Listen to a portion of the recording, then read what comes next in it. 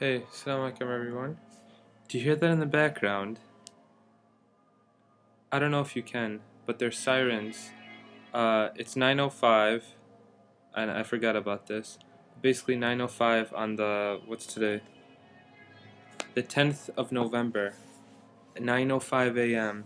is when Mustafa Kemal Atatürk passed away. And so I'm probably one of the only few people in the country who's speaking right now because everyone is silent and I'm not doing this, out of disrespect for the country necessarily. It's just I actually just got out of the shower, and I was turning it on, and then it just started like at this very second. I forgot it would happen, although I did want to speak about it. So this is good, and yeah, basically in the street I heard. I actually wanted to go out and see it, but I have too much reading to do this morning. In the streets, even in the most crowded of places, I'm told that everyone just freezes in their place out of respect for his death. I heard from one person that they haven't changed his bed or touched his stuff since. If you ask me, and this is not an insult or disrespect, again, it's just very eerie and weird how, you know, this whole idea of God, for example, people can take things for God. They can take money for God. They can take their own lusts or their own desires, their own whims as a God. And a lot of people here have taken this man as a God, um, quite literally. Pictures everywhere. I heard that schools, and I've been to a few schools and just been visiting some places that legally they have to have a picture of him or a portrait of him. So it's a little bit weird. It reminds me of it's what I think of when I think of like Soviet Russia or Syria, and their president is just everywhere. Just all these regimes seem to have this same sort of pattern of glorification of their leader to a point where I think it's a little bit extreme, personally, that someone is commemorated in such a way. Although every person has their pros and cons. Uh, Getting to the phone troubles thing, and sorry, I know I forgot to mention too the what's it called? The holiday happened, the Istiqlal, the Independence Day, and there goes the school right next to me. They're singing the national anthem. It sounds so Russian. Listen to it.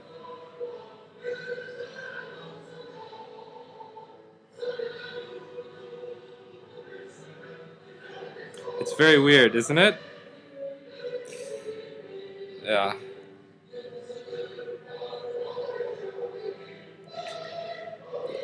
It's literally right across the street from me, and my window's open because it's a beautiful day today.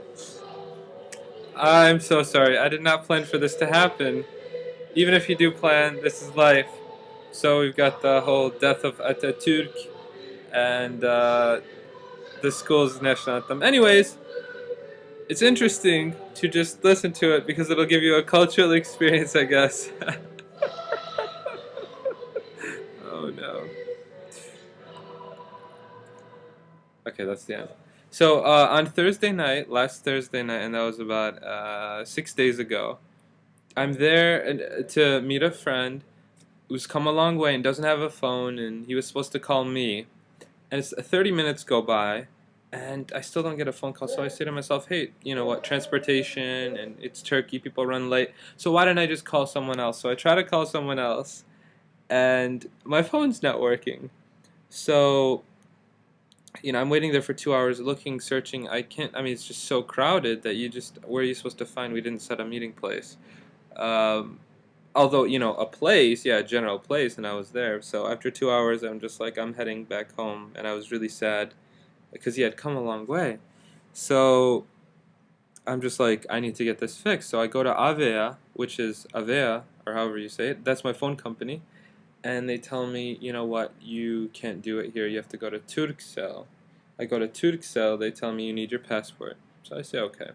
I go, I get my passport. I go to another Avea. They say they can't do it there. So I go to another one, and they say, well, our system is down, so you need to come in a few days. So I come in a few days, and I go back to that same Avea because it's a special one. I said, is your system working today? And they say yes. So I give them my passport. They make a photocopy and they say, you know what, it's too light because your entrance stamp is not showing up. You need to go to the police department. So I say, okay. The next day, I go to the police department. And just from this last Avea, I'm alone, okay? My friend is no longer with me to translate, which is good because it's forcing me to speak, and I'm getting somewhere, even though the person at Avea knew a little bit of English. So I go to the police station. Very interesting experience, you know. You go through the metal detectors and stuff, but it's ringing, and I have a bag, and they don't even check anything. So not very secure if you ask me, but then again, I'm against this whole high security. I mean, you go to a police station. Why should you be treated like a criminal when going in there?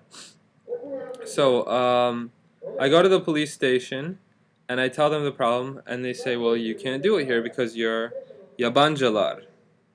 Yabanja, apparently, or something of the sort, something that sounds like it, means foreigner. And I had to figure out what that means. I was like, so that means I'm not a Turk. You know, with my very broken Turkish, I was able to understand that, which is very good. I'm very proud of myself. And I was able to explain to them the idea because I know how to say light and dark, and too light or too dark, or lighter and darker, and what I want, and stuff like that. So very basic things. Um, I tell them the whole issue, and they say I have to go to Fatih, which is across the Bosphorus to the center where all the foreigners go, which makes it very hard. And he's speaking, he's giving his morning thing, so you can't even hear me right now, but that's okay. I'm just gonna keep going because I don't really care, and I have to read, so I have work to do.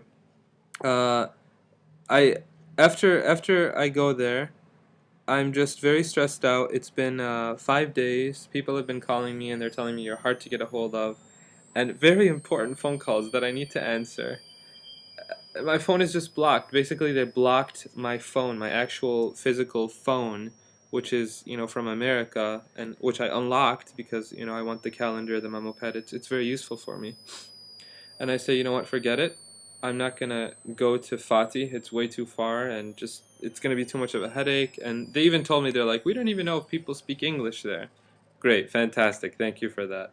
Um, I go across to the photocopy place and I say, can you please just make it darker or something? Can you help me out? And again, this is all in Turkish. I'm very happy of myself. Alhamdulillah. I'm very proud of myself, sorry. And so he understands, he does it, and it works. And you can see the date of the entrance. It's light now. It's light enough. And I tell them, how much is it? Please let me pay. He says, no, no, no, I won't take a penny from you. It was a young guy. I said, what's your name? He said, Mujahid. I said, my name's Tamam. Thank you so much. I really appreciate it. It was very, very nice of him, you know, and I appreciate it. Another act of kindness I see in Turkey out of the many acts of kindness. So I go to Avea, that one Avea, for the third time, and he fills out these forms. He writes down the IMEI or whatever number of my phone. That's the specific phone. Like, you can actually block it as a. I mean, the Turkish government had blocked my phone. That's pretty crazy, right? And they did it 2 weeks after you get it. So please watch out. You know, if you're coming to Turkey, within 2 weeks they'll block it.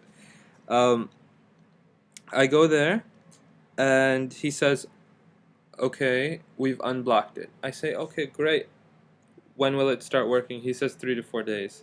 It's been 2 days, so hopefully tomorrow or the day after it'll start working, inshallah. But it's been just a huge headache. I can't get in touch with people. People can't get in touch with me. But I'm very happy that I did it all in Turkish, so that's a good thing. And you know, these experiences are good, I think, because they teach patience. A lot of people get stressed out and depressed. So I'm trying to be positive and trying to smile and be happy about such experiences. But yeah, it's very interesting.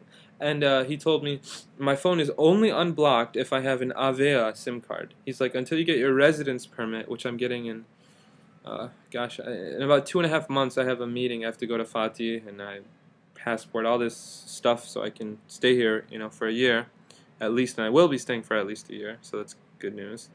I got everything sorted out. Then and only then can I use other phone companies. So, yeah. People just told me just buy a cheap Turkish phone, it'd be better. But hey, you know what? It's all good. Alright, so those are just some phone troubles I'm having. Alright, take care. Assalamu alaikum.